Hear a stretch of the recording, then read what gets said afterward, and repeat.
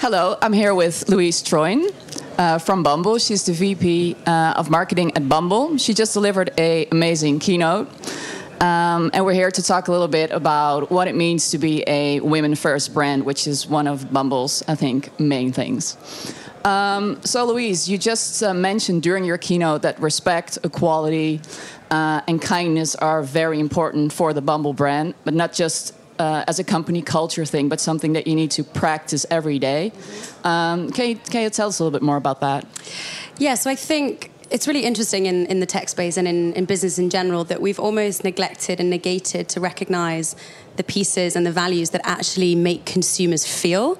The more consumers feel, the more they're going to engage with the brand and use the service and essentially build your business for you. And what we did as a company is we recognized that, inequality is rife and we are a female-first company. Women are underrepresented in a number of spaces, but they're also underestimated, which is the best part, because if we can create a brand and a product and a mission that services that and puts women on the front foot based on all these values, we start to re-educate people on the power of humanity. Humanizing digital technology is incredibly important to its success.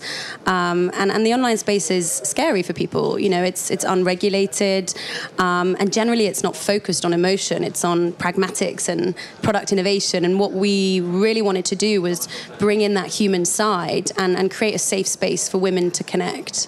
And how exactly would you say do you create that safe space? What are some sort of more tangible things that you can do, maybe functions that you have in order to create that safe space for women? Absolutely. So it's kind of twofold. The first is all of our brand marketing is rooted in those core values that you mentioned. So everything that we do, from campaigns to influencers that we work with to content marketing, is all about re-educating and reminding people that that is the forefront of how they should behave online.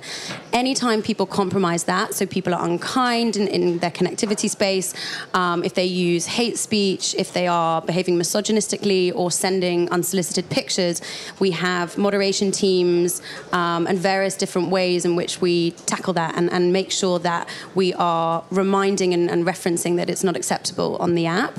From a product service point of view, we have features like photo verification to make sure that people are who they say they are. We have thousands of moderators around the world, many of which are based in London for time zone reasons, going through and filtering when people report instances of abuse. And then separate to that, we're always looking at ways to help women feel safe when connecting. So we have safe spaces where they can meet for dates. It's quite vulnerable to put yourself in a position where you're meeting someone, a stranger, for the first time.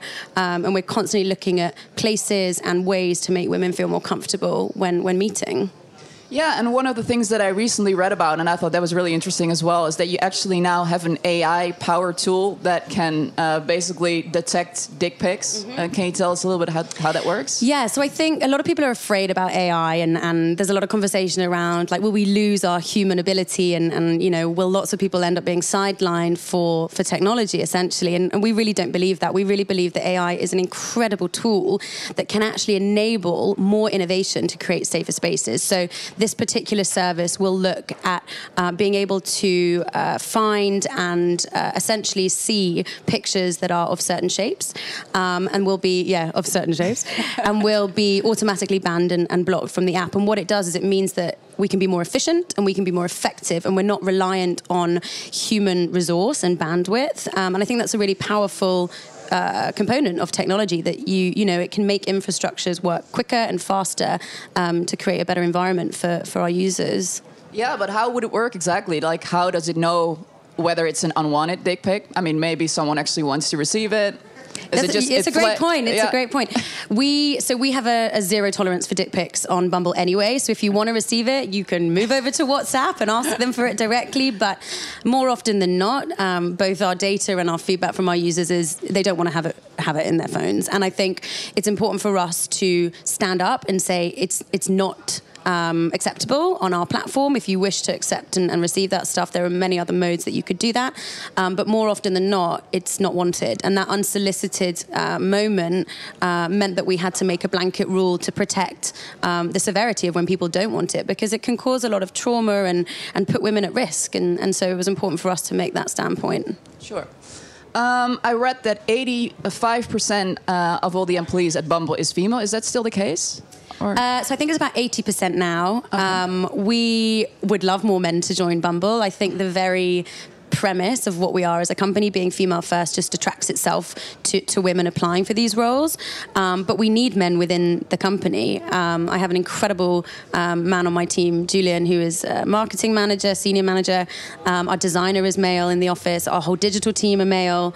So I definitely don't think that it's because we're not inclusive to that. I think it just lends itself to more women applying. But we need men within the infrastructure and the ecosystem to create the more equal experiences, and that's something that we really try and promote, that yes, we are female first, but we are all inclusive, and equality is about men and women sitting at the same table discussing issues to be more progressive. Exactly, so they are definitely welcome at Bumble. More than welcome, yes, everybody is welcome. Yeah, exactly. Another issue that we at TNW often talk about, specifically the women that work at TNW, and we're here at the conference as well, is whether or not women in tech events are actually hurtful or helpful to promote gender equality. What's your stance on that? It's absolutely helpful to have women in tech at conferences speaking. I think when we talk about gender equality, there's often the argument that, and people say to us, but you're female first, so how is that equal? And the analogy that I quite like is, if you have two glasses of water and one is half full and the other is completely full, and you ask a scientist to analyze them, the first thing they would do is fill up the half full one to an equal measure so that it can be a fair representation. And that's exactly what we're doing at Bumble. We're not saying that women should always go first, but we have been behind and are still behind in every sense of industry and opportunity. And until we are at an equal footing, we will continue to promote women. So yes, I think it's brilliant to have women here. But more than that, I think it's brilliant to have different schools of thought. And that comes from different genders, races, life experiences. And I think that's what inclusivity is about. It's not about promoting or pushing one type of person. It's about a suite of people with different backgrounds and experiences that represent that customer out there. Yeah, exactly. But what I was talking about a little bit more is to have like women-only events, because I'm definitely all for women speaking at tech events, obviously. But so there is, I think, some debate whether we should have women tech events that have just women, basically, to just promote women. And some would say that actually still sort of perpetuates the gap, because women should be able to speak at normal tech events and should be promoted there. I think it's a great debate, but I actually think it's important to have women-only events. When I talk to young women that follow Bumble and use the product, they're always saying that they don't have the role models or the understanding or the access. And I think there's nothing better to inspire young women than a woman who is senior in tech that has made it. And I think it's important to have these moments of recognizing that they're accessible and there is opportunity within tech. I definitely don't think that the genders should be split and there should be only women events and only men events, but I think peppering equal events with some female focused ones is definitely important, and I would agree with that. Yeah, and I think this also translates to one of the features that you have in the Bumble Biz app, which is a women-only filter. Yeah. You received some criticism over that, people saying that maybe it is discriminating other genders.